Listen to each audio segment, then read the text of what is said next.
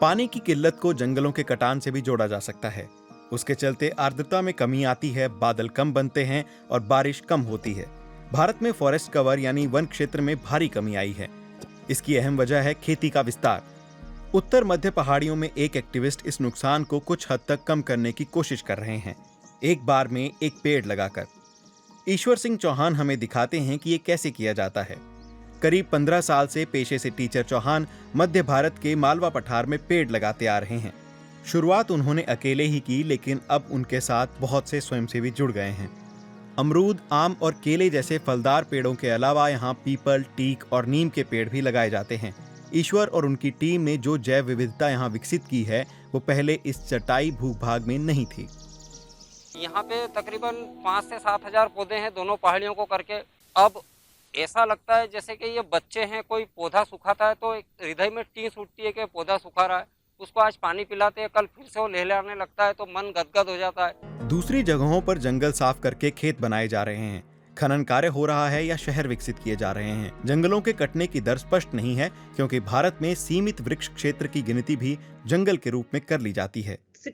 हालात थोड़े पेचीदा हो जाते हैं, क्योंकि वन क्षेत्र की जो परिभाषा भारत देता है वो भारतीय वन सेवा की परिभाषा है, यानी 1 हेक्टेयर इलाका जिसका 10% हिस्सा वन हो।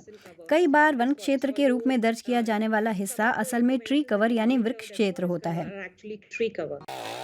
आखिरी हिमयुग के समय से अब तक पृथ्वी अपना 1/3 वन क्षेत्र गंवा चुकी है। 2015 से 2020 तक करीब 1 करोड़ हेक्टेयर जंगल हर साल गायब हुआ है। नतीजतन धरती गर्म हो रही है।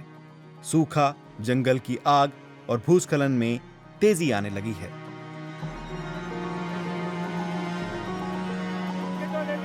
दुनिया भर में बहुत सारी वनीकरण परियोजनाएं चल रही हैं।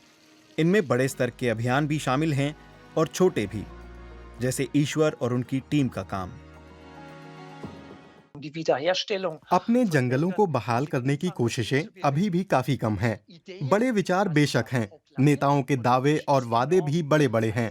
संयुक्त राष्ट्र की मदद वाले बेशुमार कार्यक्रम हैं, जिनके तहत लाखों हेक्टेयर जमीन पर जंगल फिर से पैदा किए जाने हैं। बहुत सारे स्थानीय अभियान भी हैं, लेकिन अभी जो हो रहा है वो कुल मिलाकर जंगलों की कटाई की दर की भरपाई करने को काफी नहीं है। जैव विविधता के लिहाज से भारत दुनिया का एक अहम और संवेदनशील ठिकाना है। इसलिए विशेषज्ञ कहते हैं कि वनीकरण की कोशिशें योजनाबद्ध होनी चाहिए। यह ख्याल रखना होगा कि कौन सा पेड़ कहां लगाया जा रहा है, ताकि कुदरत का संतुलन ना बिगड़े। चरागाहों जैसे खुले इकोसिस्टम को बचाए रखने की जरूरत है। बायोडायवर्सिटी के फायदे हैं। लोग पशुपालकों पर निर्भर हैं और वे चरागाहों पर, इसलिए हर जगह पेड़ लगाने की जरूरत नहीं है।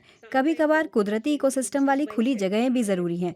इसलिए फिर से जंगल उगाने का मतलब कहाँ क्या लगाना है, इस पर ध्यान देने से है।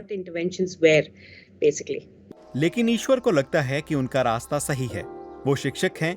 अपनी तनख्वाह के पैसों से ही वो पौध या बीज खरीदते हैं, जिन्हें वे अपनी टीम के साथ नियमित रूप से रोपते हैं। इससे बढ़कर खुशी उनके लिए और क्या होगी कि आने वाली पीढ़ी उनसे सबक लेकर मालवा पठार के पेड़ों को बचाए।